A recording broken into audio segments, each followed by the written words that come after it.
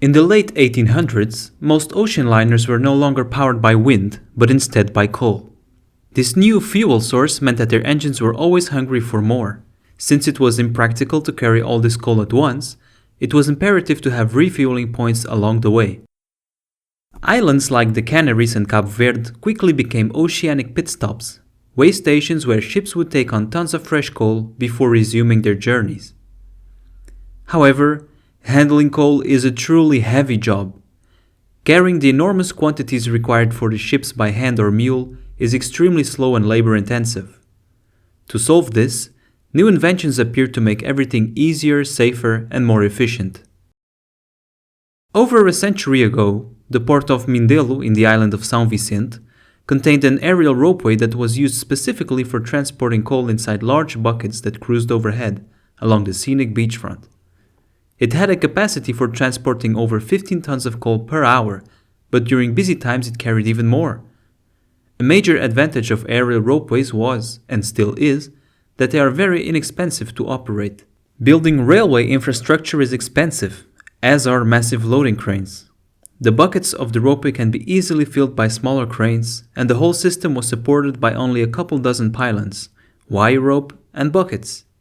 The whole system was up and running in only 3 months and brought huge cost savings with it. Once the ships were stocked up on coal and supplies, many of them continued to sail out to other tropical destinations where in turn, one would be likely to encounter entire hillsides laced with ropes carrying all sorts of produce, from bananas and sugarcane to custard apples and coffee beans. Steep and muddy terrain made carrying goods and animals a dangerous undertaking, and here too, ropeways provided a safe and cost-efficient alternative. These systems were effectively saving lives, as a dangerous trek was done for the last time to bring over the cables. Unfortunately, accidents sometimes occurred. There are reports of a whole caravan of mules falling off a cliff, one after the other, as they were all attached to the same rope. Once the systems were in place and running, they carried baskets of crops over the hills, sometimes to destinations that were at considerable distances, in much safer conditions.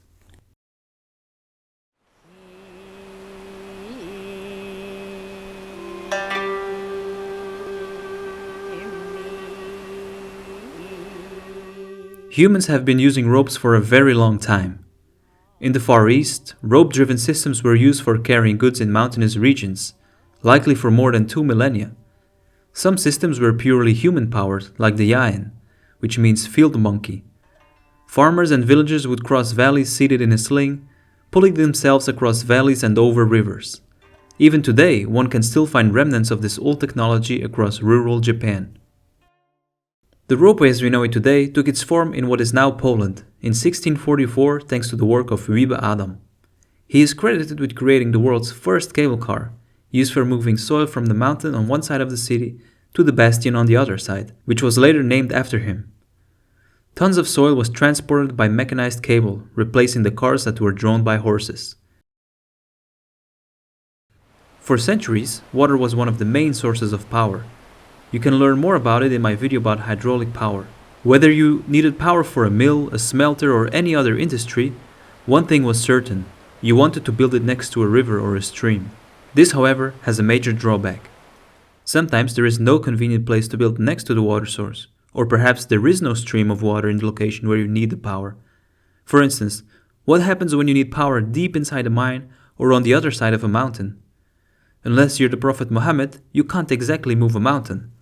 So, nearly 4 centuries before electricity was even a thing, German engineers came up with an ingenious solution for transmitting power over distances, called Stangenkunst.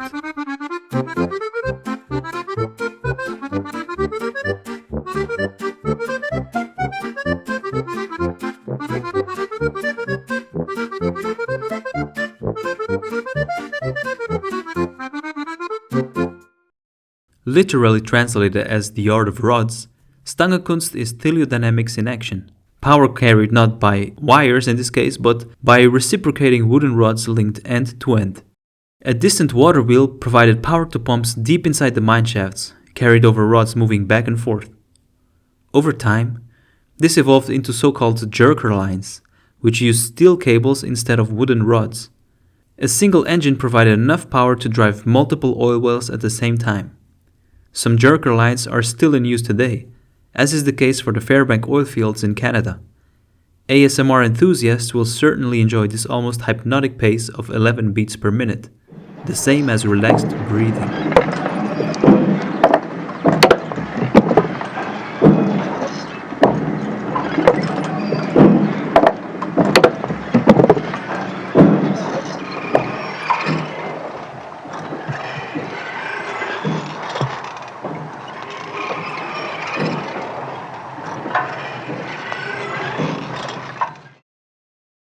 More practical ropes started to replace rods in the late 1800s.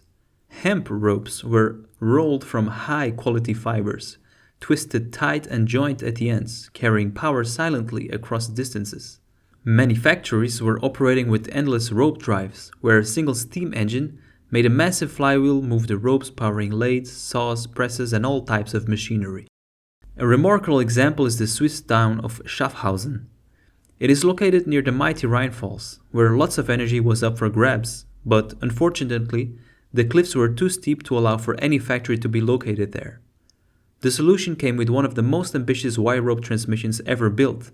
In the 1860s, engineers managed to tap the river with 3 turbines, good for almost 600 horsepower, and carried the energy almost a mile downstream, diagonally across the Rhine and along its banks, to power dozens of factories. This was all made thanks to the work of Ziegler, one of the main manufacturers. Ziegler? They calculated that, depending on the system, efficiency ranged from 85 to 97%. This means that a wire rope transmission from 1860 is still more efficient than a modern electric transmission, at least up to a distance of 1,000 meters. At the same time, similar wire rope systems were also built across Western Europe, the United States, Russia, and India. Aerial ropeways are a far cry from high-tech systems, but they are able to perform in harsh conditions. It will come as no surprise then that at the end of the First World War, in the Flemish fields of Passendale, where nearly everything was destroyed and under the mud, a modular ropeway system appeared known as the Leeming Portable and Collapsible Aerial Ropeway. This apparatus was conceived by H.G. Wells. Yes, the H.G. Wells, sci-fi writer turned wartime inventor. It was a simple cable system built on T-shaped poles with tractor wires along the arms, and it could be powered by something as simple as a truck or lorry as they would call it. The system would be used to carry any kinds of supplies across a muddy landscape. It had the advantage that it could be assembled and disassembled very quickly, transported using only limited manpower, and it was also very easy and quick to repair. Thankfully, it was only in use for a few months, as the war ended soon after. A few years after the war in 1924, the village of Clapton in England saw the construction of an aerial ropeway that needed no power input. That's right, the system functioned by itself, as gravity did all of the heavy lifting. A descending bucket loaded with shale provided more than enough force to pull an empty bucket uphill. The brakes on the system even allow for a system to be a net positive generator of energy. Isn't that incredible? Some other applications of aerial ropeways around the world are worth mentioning. In France, one of the earliest cableways carried milk up and down the mountains. In Switzerland, the little Bentley became an institution, ferrying people and goods alike. In Georgia and across the former Soviet Union, ropeways threaded entire towns together, a suspended web of steel buckets and cabins. And in Portugal, at Braga's Bom Jesus, engineers took advantage of the available water at the top of the hill to use as a counterweight and pull up the car at the bottom. The city's funicular, built in 1882, is still running today and is worth a visit. You might also be surprised to learn that car manufacturers are using this technology to this day. In Slovakia, Volkswagen built a ropeway for vehicles in 2003. It's used to haul cars across the factory grounds quickly and efficiently. The only remaining industrial applications remaining today are mostly confined to heavy industry such as mining. Most of us only know the ropeway as a system for moving people. It's actually a great solution as it's very inexpensive, built quickly and easily, and it can be built over busy roads, wide rivers, and steep hills.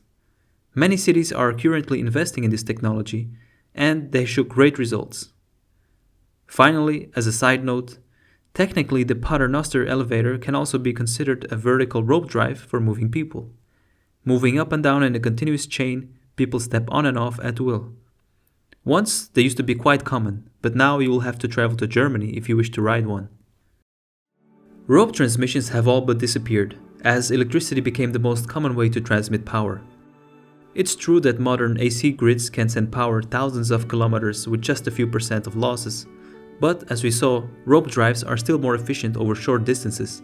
This is because the mechanical energy is conserved, avoiding any efficiency losses related to double conversion that takes place using electricity, namely transforming mechanical energy into electrical energy and then back to mechanical energy. Ropes just move. And with today's lighter and stronger ropes and improved pulley design, the old limits of weight and speed can be stretched. And there's more. As these systems can also be net energy generators, they can play a role in making industry more sustainable. Maybe in the future we'll see rope systems working side by side with electricity, for last mile power, for decentralized renewables, or in mountainous and remote settings where wires are expensive or inefficient. There are some companies working on similar technologies, such as high-altitude kite systems. Instead of electric cables, which become heavy and limiting, ropes running at high speed could carry mechanical power down from the sky to the earth. Perhaps there is a future for ropes, and remember, the old solutions aren't as primitive as we make them out to be. They might just be waiting for the right time to be rediscovered. If you like this video, please leave a like or a comment. There's so much more to be said about this topic, so if you're interested, let me know if I should make another video about it. Thank you.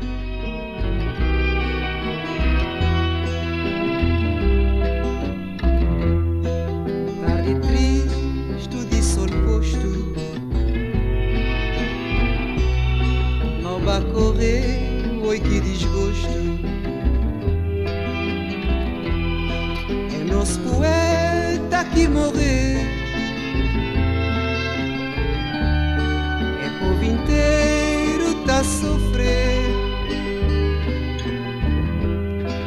Nosso poeta que morreu. É o povo inteiro